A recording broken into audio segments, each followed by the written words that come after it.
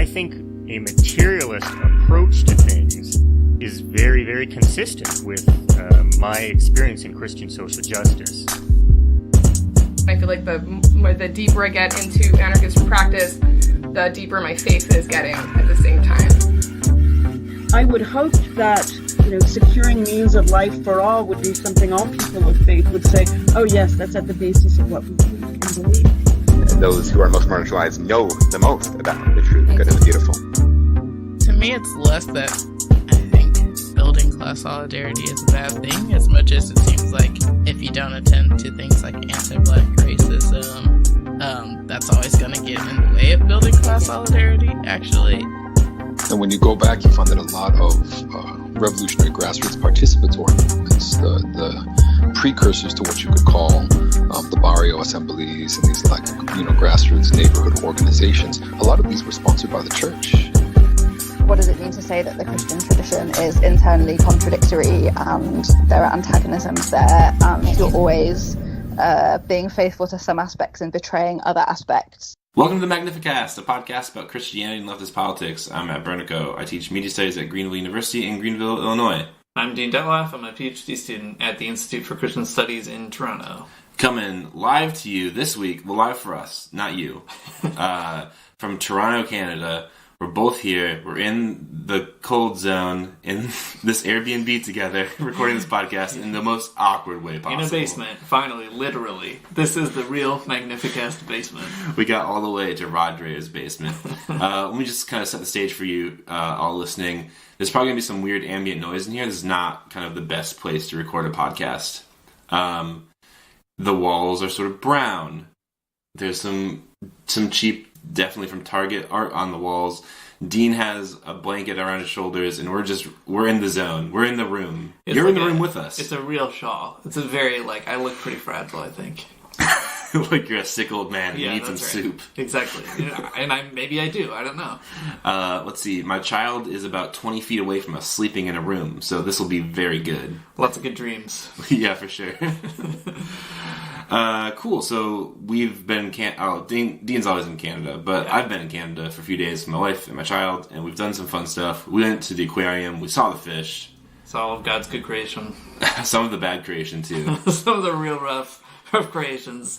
I wish God wouldn't have made jellyfish. I disagree. I mean, they're really cool, but it's like, what's up? Why are they here? Yeah, well, that's true.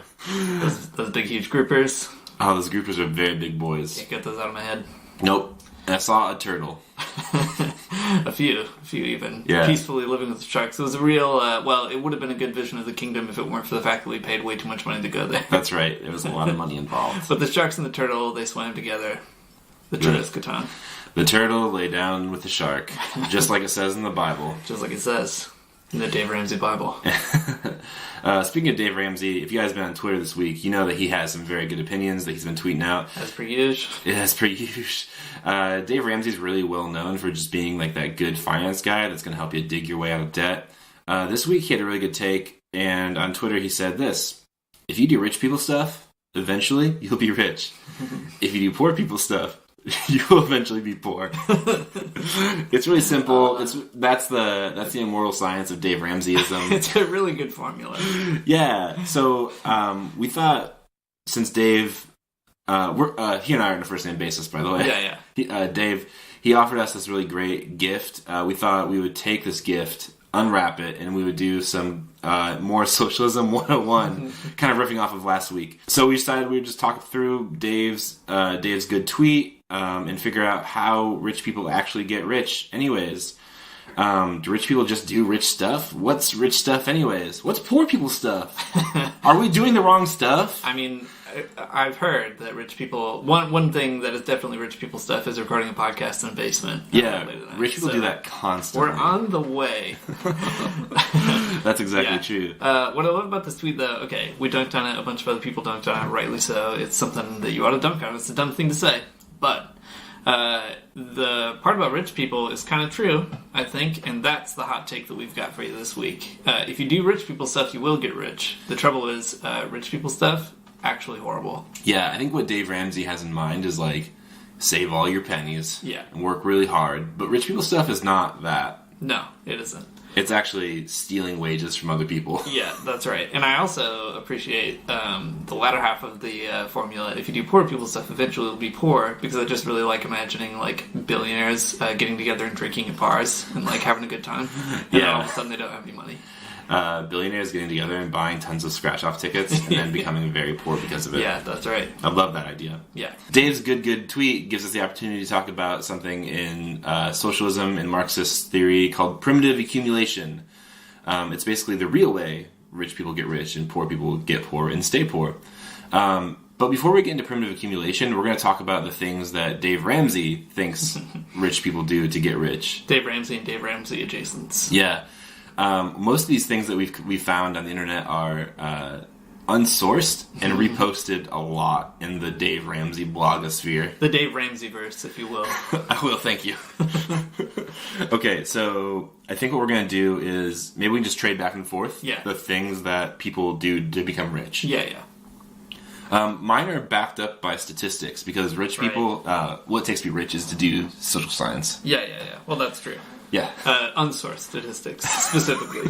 Yeah, they definitely came from somewhere real. Yeah, so Matt found a good list. He's going to give a few there. I also found a list by Googling for literally 2 seconds before we sat down here. It's not backed by statistics or even by any other sources except for the name on this blog, which I won't read because probably a huge nerd. But in any case, I'll read you some more intuitive advice. We could put it that way. There we go. Good. Okay, so here's the first social science-backed take about statistics. So here it is. 70% of wealthy people eat less than 300 junk food calories per day, whereas 97% of poor people eat more than 300 junk food calories per day. So if you want to be rich, you gotta eat them vegetables. You don't eat Cheetos. Never. You don't eat your Eggos. No Eggos. Not one Eggo. Not even one. You gotta eat... Maybe one. I don't know how many junk food calories are in an Eggo. I think that one Eggo is probably less than 300 calories. That's probably true. If you don't put syrup on it. You can have one Eggo a day and be rich. That's pretty good. It's the good life, in fact. I hate this because... I mean, I hate it for a lot of reasons. Yeah. But it's just like... Well, also people who are less wealthy probably can't afford not to always eat junk food either. Yeah, absolutely. Or like high-caloric diets are not super healthy. Yeah, exactly. And also, like, who has time when you're working all day? yeah, exactly. Yeah, I also love it because it is patently false, for sure. There's no way. No way. No way at all. So many rich people eat garbage, and that's something that I believe, but also, well, I probably shouldn't say how I know it, but let's just say, I know a few rich people, they eat a lot of ice cream. You are what you eat. Ice cream. Me too. It's what we have. It's the one thing I have in common with rich people. Okay, what's yours? All right. Out of the number of intuitive tips on here, my favorite one so far, I'm going to start out strong, is every day, avoid death. Yeah. Solid idea. You will stay rich, I'll tell you that. It goes on to clarify. It means avoid things you know are bad for you. Be a little bit healthier each day. You can't get rich from a hospital bed or a grave. You can, however, get rich by owning hospital beds. You can do that. How horrible is that? And graves. Or as we'll discover later in this episode, if you got a rich grandpa and he dies, then you've gotten very rich from a hospital bed. You can get rich from someone else's hospital bed and grave. But never your own. That's right. So, quality advice. I think this one, check. Check. That one makes sense. Okay, how about this one? I need to put my sociology voice on for a second. Yeah. 76% of wealthy people exercise aerobically 4 days a week, whereas 23% of poor people do this. Mm-hmm, sure. So, you gotta go to the gym. You gotta get buff, and then you'll get rich. Well, not even buff, just like, you gotta strengthen your core, you gotta work on your things that are gonna keep your heart healthy. Right, aerobics, aerodynamics. Exactly. That's why so many rich men are bald. That's right. It really helps them in that aerobic time in the gym. Yeah. That's a joke, but also, I mean, I think, I know lots of, like, bike dads, which I mean, like, dads with a large disposable income, and they spend that money on bikes. Yeah. Which is fine, I guess. Yeah. Anyways, they, like, shave their legs so they can go faster. Yeah, well, there you go. Bike dads. Nothing wrong with that. You gotta be smooth and fast, keep the money flowing in. The rich get richer, the bike dads get bikier. Okay, one more. Maybe one more for each of us. Alright, oh boy, one more, how to choose. Alright, I'm gonna pick this one. Number 4, write down 10 ideas a day. I've written this a million times. Watch the movie Limitless. Bradley Cooper takes a pill that turns him into a Superman of a brain power. Writing down 10 ideas a day is that pill. Try it for 6 months and you'll see. I love that they started Limitless here. It's a really good source. The movie where Bradley Cooper has to take drugs to become incredibly smart. Actually, pretty good analogy for rich people. I think There's so. a lot of cocaine flowing. That checks out. Okay, how about this one? Yeah. 63% of wealthy parents make their children read 2 or more non-fiction books a month, versus only 3% of poor people. Oh, no. Dad, I don't want to read this Dave Ramsey book. Dad, I hate this non-fiction. I hate this quality non-fiction. Man, I don't want to read this book about entrepreneurship. I love this because the quality of reading makes no difference here. No, just books. Yeah. All books are actually the same. Yeah. That's how you know you've read them. That's really good. Also, like, probably I do believe the statistic that only 3% of poor people force their children to read nonfiction books. Because that's not going to happen, let's be honest. Alright, let me find this last one. Oh boy, there's so many good ones. Gosh. Alright, I'll go with this one. This is a big one. It's kind of a meta category, if you will. The last tip on here, if you want to be rich, is love. And it's defined in several categories. Is it agape, or is it eros, or what? Yeah, somewhat like that. Point A. If it's someone I don't know, I pretend like they're going to die tomorrow. So I treat them with the love that we treat someone who will not exist anymore. I love that really disposable love. Yeah, like, that's the virtuous character of wealth. It actually makes a lot of sense if rich people just think of other people as like going to die tomorrow. I love you so much that I'm not going to pay you on time. Well, because like you're probably going to die tomorrow. Yeah. It's like, you know. That's just who how much cares? I love you. Who cares about like your paycheck? Yeah. Well, okay, here's B. If it's someone I don't like, I treat them the way a mother treats her child. I wish for their best, no matter what my personal feelings are. Yeah, also it makes a lot of sense that rich people are infantilizing other people constantly. Yep, it's true. The last two are C. If it's someone I love but is not making me happy, I sincerely wish them the best for their future. And D. If it's someone I love, I listen, I help, and I surprise. Here's a new bike! It's my old bike, really. I wasted all your money on stocks! Love you.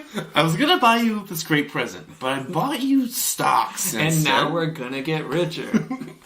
Oh, by the way, here's a real surprise though. It's Dave Ramsey's memoirs. Oh no. You have to read it, by the way. Son. You'll be giving this book report as a presentation to your mom and I? Yeah, so there you go. Those are some ways that you can think like a rich person and become a rich person. That's all you gotta do. Just those quick, easy steps right there. That's it. That's all. Yeah, well, but how do you really get rich, though? Yeah, that's the good Marxist question of the week. Materially speaking. Materially speaking. What books do you read to become rich? You read Capital, but you are not morally transformed by it. Apparently. That's right. You read Capital, and then you're thinking, like, this guy's got some good ideas. Yeah, these are some good strategies. All right, let's talk about them. So, primitive accumulation, that's what Matt mentioned earlier. We have talked about it on the show in the past a few times, kind of tangentially. We brought it up in an episode we did on the Diggers, Getting Diggy with It. Still one of my favorite titles I'm most proud of. But we are going to revisit it here because it's actually a really cool way, I think, of understanding what really lies at the heart of wealth. And surprise, it isn't character development. Or at least if it is, it's like developing bad character. Yeah, that's right. Okay, so I think that primitive accumulation probably has some deeper roots in economic theory. David Harvey and Marx both cite Adam Smith as sort of like the starting point for this idea of primitive accumulation. And Adam Smith, if you don't know who he is, sort of a classical economist, the author of The Idea of Capitalism, kind of. The invisible hand guy. Yeah, the invisible hand guy. So basically, Adam Smith was like, how do people get rich in the first place? How do people get poor in the first place? Really great question. Let me tell you, some people work really hard and some people don't. Next question. Yeah, exactly. Yeah, typical Dave Ramsey. Exactly. Adam Smith and Dave Ramsey might be the same person. They might be. They've got the same blog. That's the book that you have to get people to read Wealth of Nations. That's my new flat earth theory. Adam Smith has been just siphoning the lifeblood of young workers, and now he's Dave Ramsey. He has a portrait somewhere in his attic. Of Dave Ramsey. Exactly. I love actually starting with Smith there because Marx talks about the kind of like imagined beginnings of capitalism that Smith offers with a really wild analogy to the way that Christians talk about original sin. And Marx gets a little bit playful with the analogy, so it's not completely consistent, but the way that he plays with it is really fun. So I'm going to read a kind of long passage, but it's a good one. Then we can break it down. So this comes from Marx's Capital, Volume 1. It's a really long book about how capital works. And he says this: this primitive accumulation plays in political economy about the same part as original sin in theology. Adam bit the apple, and thereupon sin fell upon the human race. Its origin is supposed to be explained when it's told as an anecdote of the past. In times long gone by, there were two sorts of people. One, the diligent, intelligent, and above all frugal elite. The other, lazy rascals, spending their substance and more in riotous living. The legend of theological original sin tells us certainly how humans came to be condemned to eat this bread and sweat of their brow. But the history of economic original sin reveals to us that there are people to whom this is by no means essential. I love that. We'll get back to that. Never mind, says Marx. Quick aside. Thus it came to pass that the former sort accumulated wealth, and the latter sort had at last nothing to sell except their own skins. And from this original sin dates the poverty of the great majority that, despite all its labor, has up to now nothing to sell but itself. And the wealth of the few that increases constantly, although they have long ceased to work.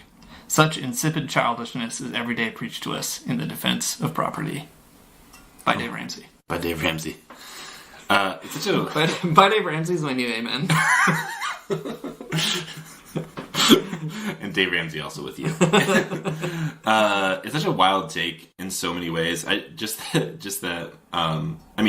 referencing Adam Smith about how the poor are just rascals. Yeah. It actually resonates a lot with like the statistics that we were in, like the dumb other stuff we were reading. That kind of goes along with it, right? That poor people are like, they're smart. They have the right habits to get them to the right place, right? Mm-hmm. But poor people, they have bad habits, and if they were like less rascals and less like just like dumb and stuff, they wouldn't be so poor.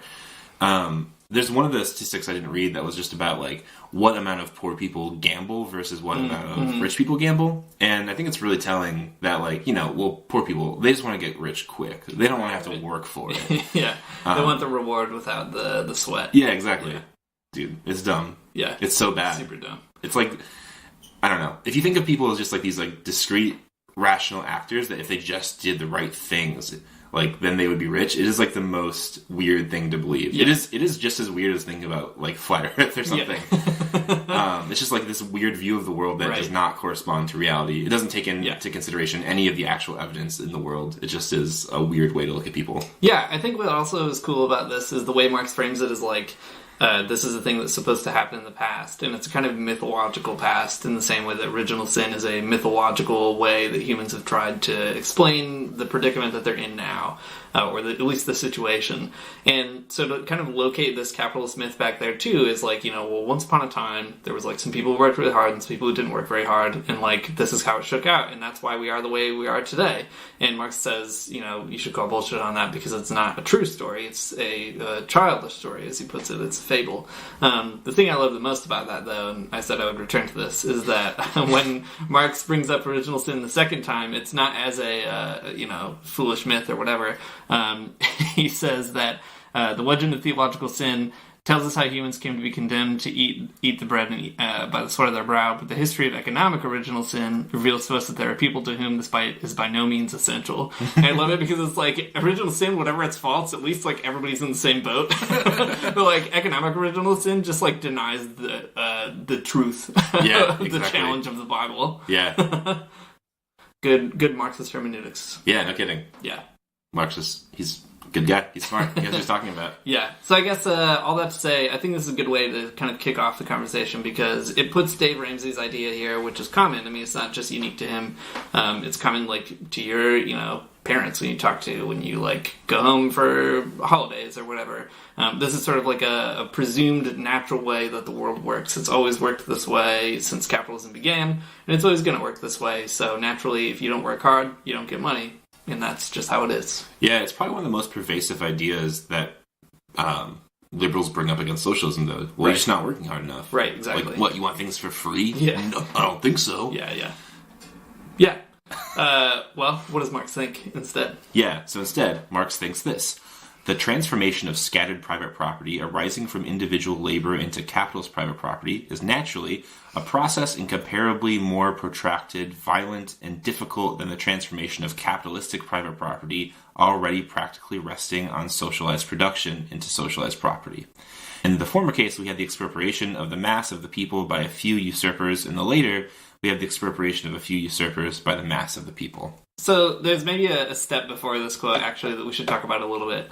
So we'll come back to this in a second, but just to kind of at least make this quote make sense since we just read it, what Marx is trying to do is contrast the idea that the expropriation of capital by capitalism is somehow less violent than the future expropriation of property by socialism. So Marx is making this kind of comparison, two ways of taking property. And the link to make between what we were just saying and here is that Marx doesn't think that capitalism arises out of a natural state of affairs or a really simple story of like two people who meet in the field and one person works more and the other person works less. Instead, he thinks that there's actually a violent root at the heart of capitalism. So Marx tells a whole kind of history in Capital where he says, once upon a time, if you want to put it in the Marxist sort of fable, there were domains in society that were actually public or not owned by merchants or even necessarily by like states or churches. They were just sort of like commons. And people did all kinds of stuff on them. Different countries did it differently, whatever. But the point being, once upon a time, these were not privately owned in any real meaningful sense. And then one day, some dastardly capitalists came along, and they decided that should be theirs, that they should have a private claim to the land that's publicly used. And as a result, they, over time, expropriated it violently, and then that violence continues via law. So one story he tells is in England, where there were all these sort of common fields where people would come and hang out, and eventually, over time, some wealthy elite said that that's what they wanted. So they started building what are called enclosures, these sort of, big, more or less fences to cordon off different parts of the commons and say, this part is mine now. And it was met with resistance, and then that resistance was put down by police, and then eventually that process of inclusion or enclosure was written into law, so it became a legally enforceable act. And what that meant is what was once common was slowly taken over by private interests, and there's this kind of violent root at the heart of how people got property in the first place, how people got rich. I think that's a really interesting way of kind of retelling the story, that like it isn't just the case that like there were some hardworking people and some non-hardworking people. It's the case that there are some people who were willing to kick other people off of the land that they needed to survive, and then there were some other people who got kicked off their land. Yeah, and I think what's really important too about that like bit of primitive accumulation is that, okay, so you tell someone, okay, hi, I'm a socialist, I think property should be held in common by the workers, etc. They'd be like, well, how would you do that? How would you get property from the capitalists? And it's like, well, I guess, it depends on how the capitalists are feeling that day. If they want to hand it over democratically or something, that's chill. But otherwise, there has to be some type of violent revolution like there usually is. And people get kind of antsy and weird about that because it's like, well, a violent revolution, that sounds terrible. You want to use violence to take something from somebody else. Why are you trying to take my land, my cows, my whatever, right? That I earned by hard work. Yeah, exactly. Yeah. But the problem is that the I earned it by hard work is only possible because of this very violent route. So what's more violent? Like a revolution that lasts a short amount of time, or like an ongoing capitalist revolution where publicly owned or commonly owned things are slowly expropriated from the people that own them. Right. And Listen, it's capitalism. It's more violent. I'm here to tell you the good news. Yeah, or the bad news, depending on who you are. Whichever. Yeah, I guess like we'll move on to some more like moving parts involved in all this, but the point is to say, think of sort of the phrase itself, primitive accumulation. How did capitalists accumulate stuff when capitalism was still young, was still primitive, not yet developed? And the key to understand here is that it's not through morally developed character, it's through the decision on the part of some people to stake a claim and enforce it. And by extension, the put down resistance to that. Yeah, totally. Well, okay. So we got some layers of fables going on here. We got Adam Smith's fable of just like, some people work hard and some people don't. Yeah. And then we got Marx talking about primitive accumulation. But while Marx is, I think, way more correct and less of a fable, there's still some parts of the story that he's leaving out. Some really important parts of the story. At least two that we're going to talk about, or maybe three, but mostly two. The Marx kind of like maybe ignores, or maybe it's beyond his capacity, or maybe the patriarchy is too strong. But Marx ignores the ways women's labor were particularly expropriated in this like very different gendered way than just like workers in a factory or something. So we've talked about Federici a handful of times on this podcast, but Silvia Federici is this Italian sort of autonomous Marxist kind of person, and she's written a lot about primitive accumulation. It's actually probably like one of the central ideas to her entire work. Right. She's always kind of coming back to it again and again. There are two ways that primitive accumulation show up in her work. Historically, with the regards to like witches, and this whole thing about the appropriation of women's bodies through the like religious hierarchy and social hierarchy that came along with like squashing witches in medieval Europe, which is a really wild idea and very interesting. Relevant for Christianity and capitalism. Yeah, absolutely, because, witch hunts were an explicitly Christian thing. Right. And also through the figure of the housewife. That was kind of like a part of maybe more of her like activist side of her life. She wrote these essays called Wages for Housework that were linked to a correspondingly named institution in Italy during the sort of autonomia kind of stuff in the 70s. But anyways, this is what Federici says about Marx and primitive accumulation. It's not unkind or anything. She's just kind of pointing out a blind spot. So Federici says, however, my analysis departs from Marx in two particular ways. Whereas Marx examines primitive accumulation from the viewpoint of the waged male proletariat and the development of the commodity production, I examine it from the viewpoint of the changes it introduced in the social position of women and the production of labor power. So this is Federici's intervention into Marx, like, yep, workers have it bad, but also don't forget about the ways women were specifically, like, how women's labor was specifically appropriated from them. Right. So moving right along then on that same idea, from her essay called Wages for Housework, she says this: it is important to recognize that when we speak of housework, we are not speaking of a job as other jobs. But we're speaking of the most pervasive manipulation, the most subtle and mystified violence that capitalism has ever perpetrated against any section of the working class. True, under capitalism, every worker is manipulated and exploited, and his or her relation to capital is totally mystified. Okay, so Federici's doing this thing here where she is talking about the ways women have to work under capital in this very gender-specific way that we would just call like being a housewife. And it doesn't, and what's really bad about this type of like social formation and housework is that it doesn't pay women for all this work that they do. And throughout the essay, she has a lot of really, I think, very provocative points about how housework is actually like this. I mean, not only is it free labor, but it's also a type of like psychic kind of like labor too, and kind of torture in a lot of ways. But what is so pervasive about it, and what's like how it's like, you know, mystifies their labor, is that capital makes housework, a very specific type of labor, synonymous with being of a specific gender, being a woman. So to be a woman is to do housework, and not only just to do housework, but to also like doing housework, like taking care of the kids, like doing laundry, like making dinner, all these kinds of things. So it has this like, it mystifies their labor in that it covers over it with this like veneer of social expectation, And that's a type of primitive accumulation. Women's work is not valued in the ways that men's work is.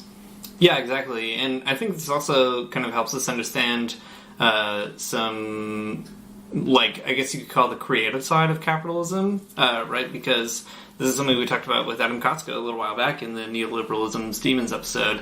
It isn't the case that, like, capitalism just kind of finds things that are hanging around in the world and tries to, like, turn them into, I don't know, like, it doesn't try to just, like, profit off of them. It creates its own versions of different things that are kind of hanging out in society. So, like, with respect to women and gender, it's not that there aren't, like, pre-capitalist antecedents to these kinds of things, of course, which Federici is, like, very keen to explain. Yep. But it's the case that capitalism also kind of adds these extra sort of elements to create a new understanding of what it means to be a woman or man or family under capitalism. I think that's, like, a really powerful point. It's one that Marx and Engels talk about kind of as, like, ideas, like it's on their radar, but Federici just, like, puts such a point on it and, like, shows that, you know, there are ways that they just couldn't probably even phenomenologically understand the very phenomena that they might have hinted toward or opened the door for or something like that. Yeah, I think so. If you've never read Federici's Wages for Housework, you should go do it. It's out there on the internet. Just Google it. Also, Brett on Riff Off Radio had Sylvia Federici on there once. That was really crazy. She was, like, really, really kind in the beginning. Yeah. Talking about how great Nebraska must be. I love that. I know, me too. It's not. I mean, it's fine, but it's not great. Yeah, so, okay. Capitalism accumulates the labor that women do through the mystification of what it means to do labor, even. And that is kind of the point of primitive accumulation. It's a way that it creates capital without even you understanding that it's creating capital. It's also so wild, too, because, I mean, think about all of the work that women do that is, like, you know, domestic labor, but is actually a huge contribution towards a capitalist society, right? Like, try to do capitalism if you can't have someone actually taking care of kids and, like, producing workers for the future. Like, right. Surprised you can't. Yeah. It's like, it's a primitive accumulation on this, like, really basic level of social production that I think probably should think about. Yeah. Yeah, I mean, this is also why it's part and parcel of so many socialist and communist movements to say specifically, you know, after the revolution, house care or housework isn't going to be left up to one gender. Like, that's in, like, the party program of the Communist Party of Canada, for example. Yeah. So, you know, it's, like, something that's important to thinking about how to get rid of capitalism. In their agenda, is there any talk about wages for housework, or is it just like, well, you have to share the work or something? I'd have to look at it again to get it specifically right, but there's a number of sort of really interesting sort of attempts to tackle the problem of gender under capitalism specifically. Yeah. Good. Yeah. I think, too, tying this back to the Dave Ramsey thing, right? Like, we're not just talking about this because Federici's a cool person who, like, says some cool stuff. She is, though. For sure.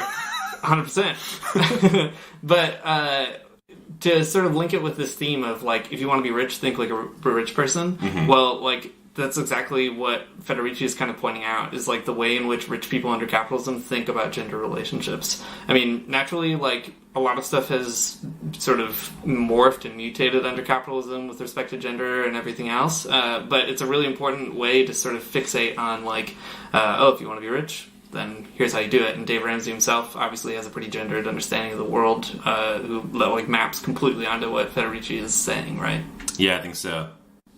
Okay, before we move on to something else, though, let's talk about witches really quick. Yeah, okay.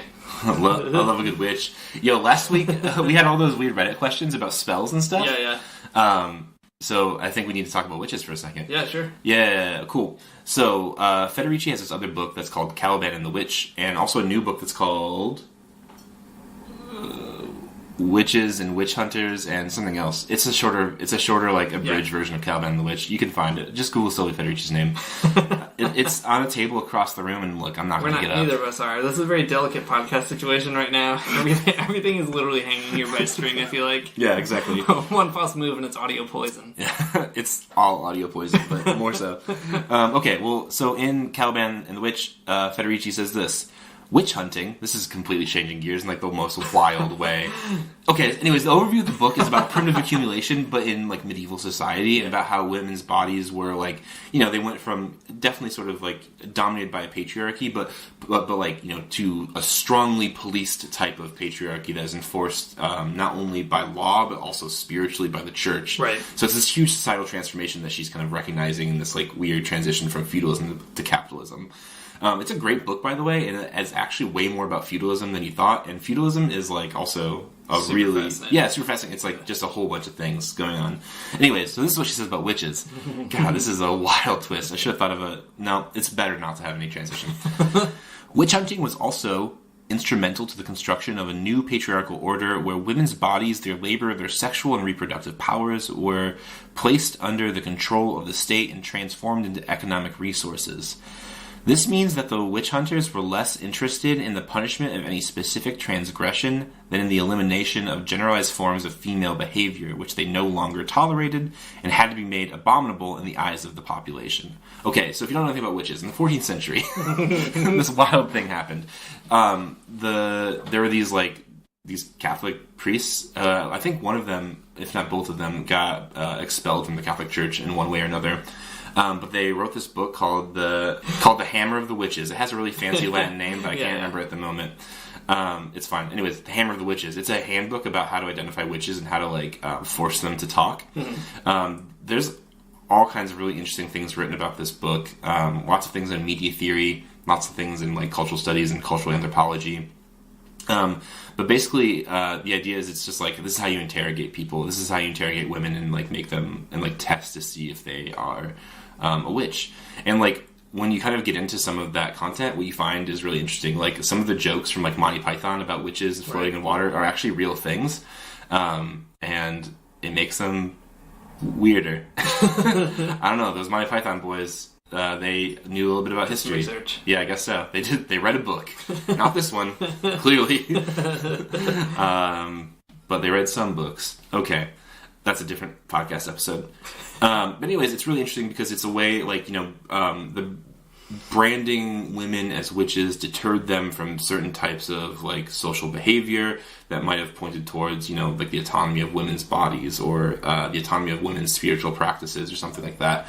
And it took it and said, like, no, you can't do any of these things. And it unleashed a type of persecution upon women that policed everything they did and made sure they kind of fell into line within the patriarchal order. So there's, like, the housewife stuff that's happening in Federici's kind of like more activist essays, all is backed up in this, like, really large historical project that she comes around to later. But primitive accumulation is at the foot of both of those things. Like, you can't really understand one without the other. Yeah, and actually, I mean, you're saying here, like, there's not, like, a clear transition or whatever, mm-hmm. But I think the reason this is especially fascinating for, hopefully, Christian people on the left in particular, is that, like, Christianity is at the heart of what Federici is talking about, right? Yeah. Like, you don't get the primitive accumulation with respect to women in Europe without a certain kind of Christianity. Certain, like, weird moves made on the part of Christians to aid and abet the creation of capitalism through the creation of witches and gender. Right. I mean, the hammer of the witches is like Christianity. It's a bludgeon used against them. Yeah, exactly. It's a technology to make people conform to a certain specific, like, gender performance. Yeah, exactly. And, like, as Christians committed to the dismantling of capitalism, you also have to be committed to the dismantling of certain forms of Christianity. Yeah, exactly. I mean, I don't know. There are such direct lines between these things, and like even like contemporary evangelical purity culture. Yeah. It's like, crazy. Yeah, and not only that, even like political rhetoric, right? Like, even Adam Kotsko talks about Sylvia Federici in the Demons book, and he connects it to like the figure of the welfare queen. It's kind of like an analogous figure. She has these sort of magical powers in society to like ruin the Reaganite dream of an American like hardworking working class or whatever. So yeah. We should do more on that book sometime. Yeah, okay. Caliban the Witch, though, and talk about some of like the feudal and medieval stuff. Maybe in October. Maybe. A very spooky month. Yeah. A month about witches. Yeah. Okay. All right. Let's transition, though, to another aspect of all this stuff, the primitive accumulation stuff. So you mentioned, Mike says this one blind spot that Federici is trying to really fill out so that we can see I think there's another one with respect to race as well. And again, it's not to say that Marx and Engels didn't say anything about race or slavery in particular. They had lots of things to say about it. Some of it was really bad, actually, but some of it was like genuinely interesting and useful. But in recent years, like a number of critical race theorists have sort of been pointing out the huge distance between the way that Marx views the sort of emergence of capitalism and, by extension, the emergence of wage labor, and how that relates to the creation of a certain kind of slavery under capitalism as well, racialized slavery. I think it's really important to draw that out, not just to say, like, Marx missed a thing that, is, like, analytically significant, but it's also important because we still are living with, like, what some people call the afterlife of slavery, right? That's a term that gets picked up in, like, Afro-pessimism, which a lot of people see as somewhat antithetical to Marxism. I don't really personally think it has to be that way. And I think they help us see some of these blind spots. They help us to extend and hopefully radicalize or further radicalize what's going on in Marx against sort of capitalism in general. So with respect to primitive accumulation, we were talking earlier about how it has to do with enclosure in one case, right? Like taking what's commonly sort of experienced by people and then making it private. And then we sort of switch gears to talking about gender and how there's a whole way of understanding women that gets sort of worked into how they have an originary kind of exploitation, right? And I think there's a really, really obvious way of tying those two things together when it comes to race. On the one hand, you have the literal like, transformation of human beings into property in slavery, and at the same time, you also have the racialization of people under slavery and then continued under capitalism that is, built on that.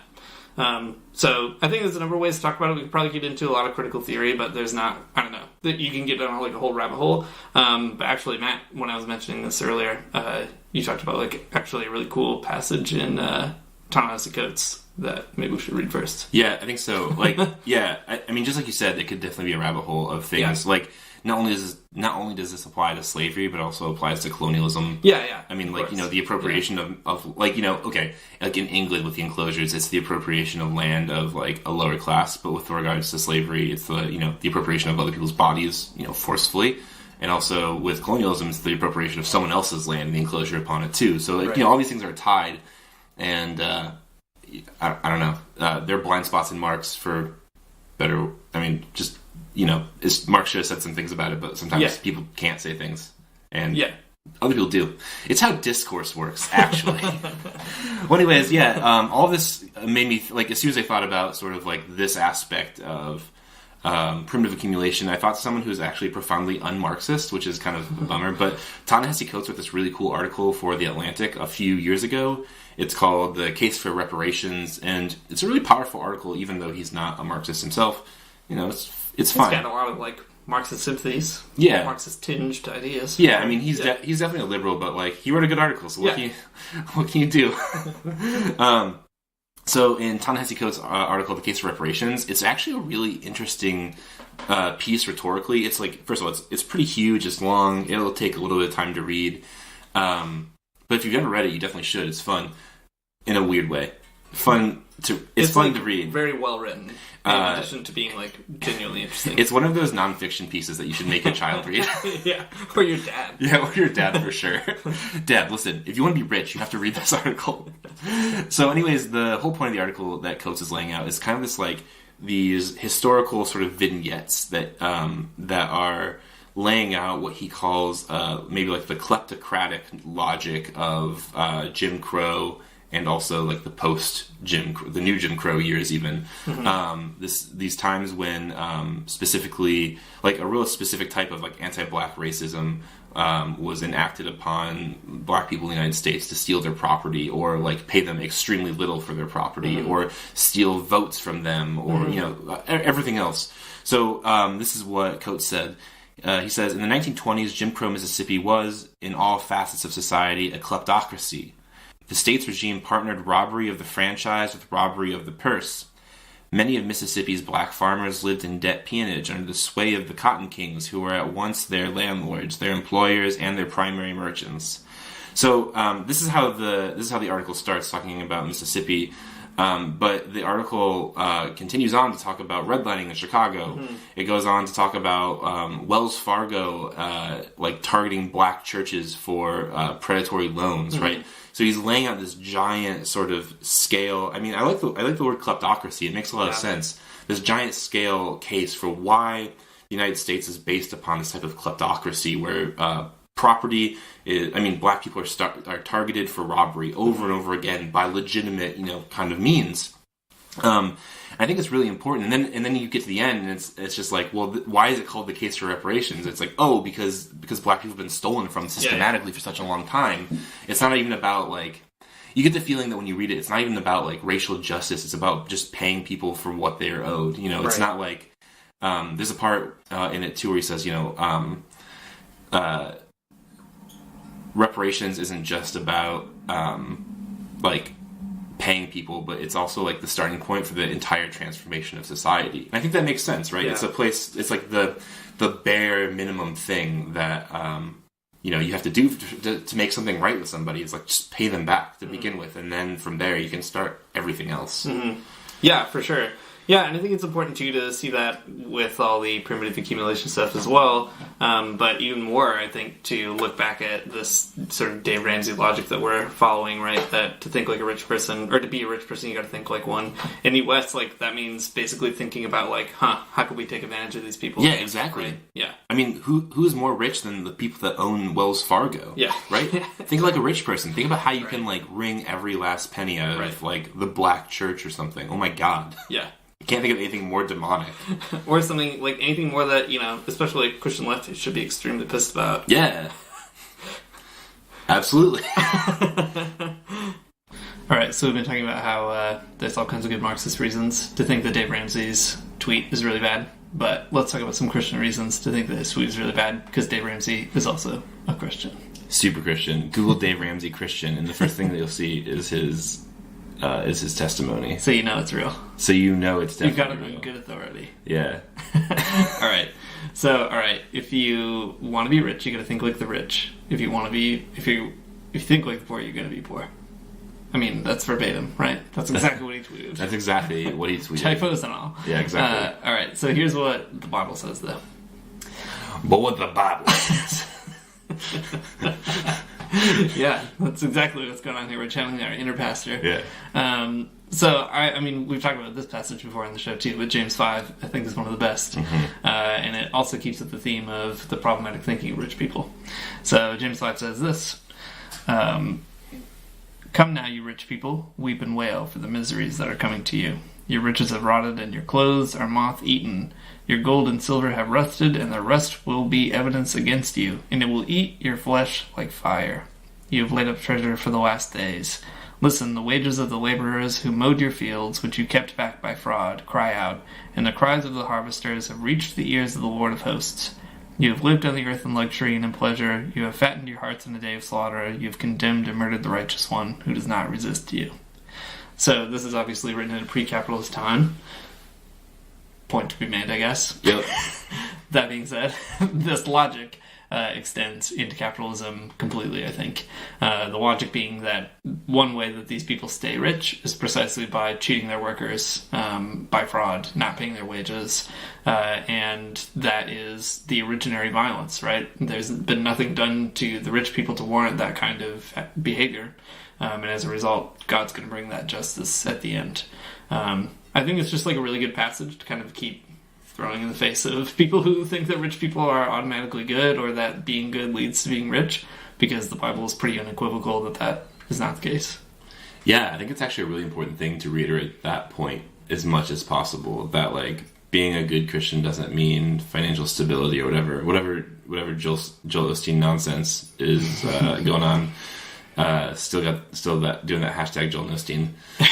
That's still my life. Because I mean that's the way that a lot of Christians think about it. I think that's the way that Dave Ramsey thinks about it too. Yeah, or at least, sure. I mean, to a certain, there's a kinship there. Yeah, I think so. Right, that if you're a good person, you think like a rich person, and also Jesus is in your life or whatever, you're gonna have a really great life and things are gonna be chill. Yeah. No bad things will ever befall you, especially financially. You just gotta have the right amount of envelopes, and the right amount of money in them and the right mindset, and you can't fail. But that is completely not what the Bible tells you. Yeah, and not only that, it's just not what the Bible tells you about the rich. Like, the Bible doesn't say that if you think like a rich person, you'll be a rich person. When the Bible talks about rich people, by and large, it basically is talking about them in order to say, hey, why are you doing this? Or saying, like, you've got your treasure now, and, like, that's going to all go away. Yeah, exactly. If you think like a rich person, you're going to be in trouble. Yeah, no, exactly. Yeah, cool. Okay, so James 5 is good. But also, I mean, we come back to the same Bible verses over and over and reaffirm ourselves, probably. Because we don't read it often. Yeah, that's probably true. But also, I mean, like, the rich young ruler is another good example of the ways that Jesus specifically is telling someone not to think like a rich person. Right. Okay, so the rich young ruler goes to Jesus and says, I'm paraphrasing, by the way. Yeah, right. This is the Matt Bernica translation. That's right. Like, listen, I follow all the rules in the Torah. Like, what do I have to do to be perfect and obtain eternal life or something? That sounds right. I think that's what he says. Yeah. Who knows? It's impossible. There's no way to find out. It's just this oral culture we live in. Yeah, I mean, I did commit that James 5 passage to memory, but... Right, and then Jesus says, like, well, if you want to be perfect, like your Father in heaven, which is definitely in there. That one's in there. You gotta give away all your money, or give away all your possessions, and give the money to the poor. Sell your possessions, give the money to the poor. It's actually what it says. Yeah, okay. It says all that. Jesus is kind of like trying to figure out the best way to put it. Okay, you should do something with all of your things, is what Jesus considers. Wait, I've got a better way of putting it. But it's like, it's an important idea that, like, that's how we actually read the Bible, because, well, first of all, it's what it actually says. Yeah. But also, it's like, Jesus isn't like, oh, rich young ruler, just keep being yourself. How'd you get that way, actually? Yeah, I know. It's not like, I mean, if the rich young ruler wasn't actually the rich young ruler, and it was actually just like some like regular person that worked in the fields or whatever, whose wages were withheld from them, it's not like Jesus would be like, well, just think like this guy over here. Yeah. Yeah. Right. So like, what you gotta do is you gotta get lots of envelopes. Yeah. You gotta put your money in them every week. You gotta budget well. Don't buy things you can't afford. Don't even have a credit card. That's what Jesus would probably tell you. Yeah.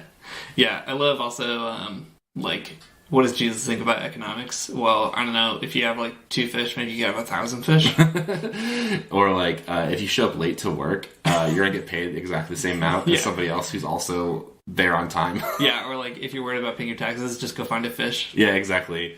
It's the kind of thing that, like, if you think like Jesus, you're not thinking like a rich person. You're thinking like a magical person, but but definitely not like a financially stable person. That's definitely the case. Yeah, I think that's probably the biggest thing here is like, in capitalism, under capitalism right now, if you really think like Jesus, you will ruin your life. Yeah, I think that's completely true. Yeah, that's, I guess, like the Stanley Hauerwas kind of point. Yeah, I mean, but also like the every other kind of more radical Christian point too. Yeah, I think so. I mean, the real sort of Marxist combination, I think, with that is like, it doesn't have to be a simplistic like binary between, well, this is the ruling order that it is, and you're either kind of in it, or you're thinking like Jesus and you've ruined your life within the kind of shell of capitalism. There's like maybe some more ways we can think about how to extend the political logic of what Jesus is after. Yeah. Which I think is like probably the biggest challenge for Christian Marxists in particular, and Christian anarchists to a lesser but by no means less meaningful extent. Trying to draw that line from like, how do you actually build a political vision that's beyond just like, well, I read the Bible and this is what it says. Yeah, exactly, right, because I mean, Marxism says a lot of things that Christianity doesn't. Right. But I think you can see some of those ideas as natural extensions and some of them as, not. But still, I think it's Christianity is an interesting hermeneutic to read Marxism through, and vice versa, I suppose. Yeah, for sure. I mean, it just helps to dispel some of those myths about, I don't know, capitalism that Dave Ramsey is getting, because, I mean, he doesn't recognize this, but he's reading the Bible through a certain economic lens, right, on purpose or not, and it's leading him to some weird conclusions, and I don't know, it's not like you should just repeat that kind of ignorant translation or whatever, but just recognize that there's no kind of pure access. Yeah, it's also like there's this really weird version of karma at play too in these things. Like, if you think like a good person, then like, or you think like a rich person, like good things will come to you, right? Yeah. Or if you engage in the habits of rich people, then of course you'll reap the rewards or something like that. Mm-hmm. But that's like a profoundly unchristian idea. Well, it's weird because Well, go ahead. Well, not that like karma is like all bad. Yeah, sure. Like as like sort or of that like, there's only one kind of karma. Yeah, exactly, totally. But like this specific kind, Yeah. the capitalist kind, is dumb.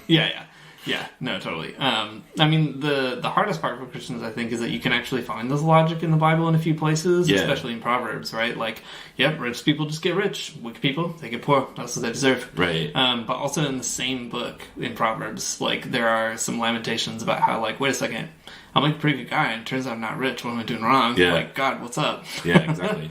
So, I mean, the Bible deconstructs its own kind of simplistic logic about how economics gets distributed. Yeah, exactly. If you read all of, the entirety of the Proverbs or something, you see, like, different things happening. Yeah, and then you get to Ecclesiastes, and it's like, oh, dang, all this is messed up. It doesn't matter, as it turns out. Yeah. Oh, dang, all this is messed up is the Dean Dollar translation of the beginning of Ecclesiastes. If there was, like, an audiobook of you, like, reading the Ecclesiastes, but, like, in your translation. Yeah. Oh, dang, all is just really messed up over here. Everything is just like Netflix and chilling. Useless. Useless, and I don't even remember what happened in The Office Season 7. Yeah. Cool. Well, Dave Ramsey, sorry to report, you got the official Magnificast stamp of being wrong from the basement. The first ever judgment delivered from the Magnificast basement. Insert gavel sound effect. Yep. He's bad. Dave Ramsey got it. Thanks for listening to Magnificast. If you like what you heard in this episode, and you probably didn't, you can go support us on Patreon, patreon.com/themagnificast. You can also follow us on Twitter, twitter.com/magnificast. You can retweet our episodes. That would be really cool. That would be great of you. To do that, you can also even go to iTunes and give us some iTunes reviews. We'd really appreciate that. Or Google Play or Stitcher. I don't care. Any place where you see our podcast pop up, go and give us a review there, because we'll probably read them. Or maybe we won't. Who knows? If they're bad, we won't. Yeah, if they're bad, we definitely won't.